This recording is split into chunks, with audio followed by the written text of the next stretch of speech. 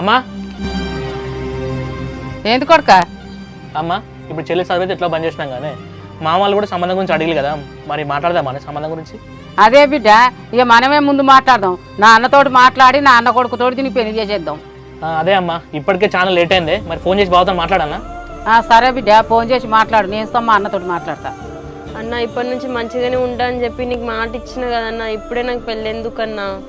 మంచిగా ఉండి చెల్లె, బావ నీకు పెళ్లి చేస్తా. నీ అత్తగారి పోయి అక్కడ ఎట్లుంటా ఉండు. ఇక ఇప్పుడే పెళ్ళి వద్దన్నా, ఇప్పుడు ఎలాగో సెమ్ ఎగ్జామ్స్ వస్తున్నాయి కదన్నా, అవి రాసింది అనుకో డిగ్రీ ఫస్ట్ ఇయర్ అయిపోతుంది.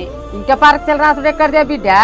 ఏమి లేదు, ఇక చదువు లేదు, ఏమి లేదు. బావని పెళ్లి చేసుకొని పోయి అక్కడనే చదువుకో, ఏమైనా చేసుకోను.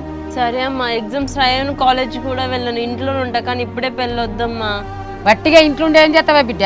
నువ్వు చేసిన ఘనకార్యం చాలు. నువ్వు పెళ్లి చేసుకొని పోయి వాడు ఏమన్నా చేసుకో. ఇప్పుడు ఎడితే ఏమంతా చెల్లె? ఎన్నిసార్లు అడిగినా నేను ఏమైనా తప్పు చేస్తానవని, తప్పు చేస్తానవని. తప్పు చేసినంత చేసి ఇప్పుడు నా పెళ్ళి వద్దాని అంటానవేందే?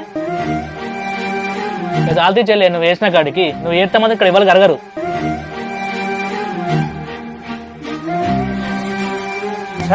అప్పటి కాలేజ్ చెప్తూనే ఉన్నది ఈ లవ్వులు ఇవి వద్దని చెప్పి. నేనే అనవసరంగా దాని మాట లేదు.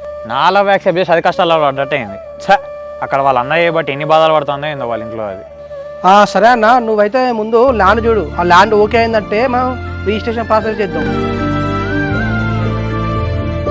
సరే అన్న. ఏవండి, మిమ్మల్ని ఒకటి అడుగుతా, నిజం చెప్పండి. కార్తిక్ ఏమైంది అసలు? తమ్మునికి ఏమైంది? ఏం కాలేదు. ఎందుకు అట్లా అడుగుతాను? 2-3 డేస్ నుంచి అబ్జర్వ్ చేస్తున్నా అండి. కార్తిక్ చాలా డల్గా ఉంటున్నాడు. మీరు కూడా నా దగ్గర ఏదో దాస్తున్నట్టు నాకు అనిపిస్తుంది. ఏంటిదో చెప్పండి. దాయాల్సిన అవసరం ఏం లేదే. అయినా నీకు చెప్పాల్సిన విషయాలు అయితే నీకు చెప్పేస్తా కదా. నీకు చెప్పట్లే అంటే నువ్వే అర్థం చేసుకోవాలి. దాని గురించి ఎక్కువ ఆలోచించకు. అంటే నాకు తెలియకుండా ఇంట్లో ఏదో జరుగుతుంది. అసలు ఏమైందో చెప్పండి. ఇగో నీకు చెప్పాల్సిన టైం వచ్చినప్పుడు నీకు చెప్తా కానీ నువ్వు ఈ ముచ్చట నీకు మర్చిపో. నీ చెల్లెని కానీ తమ్ముడిని కానీ నువ్వు ఏమన్నా అర్థమవుతుందా?